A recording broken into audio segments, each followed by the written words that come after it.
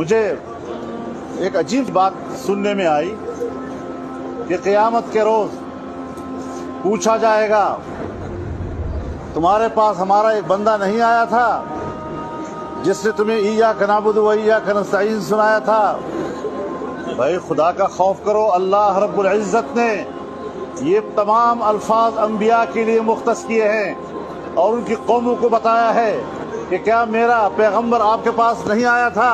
کم بختو، تم نے اس فاسق، فاجر اور غلیظ اور بدتمیز انسان کو پیغمبروں کا مقام دے دیا ہے۔ تم خدا کے عذاب سے نہیں ڈرتے؟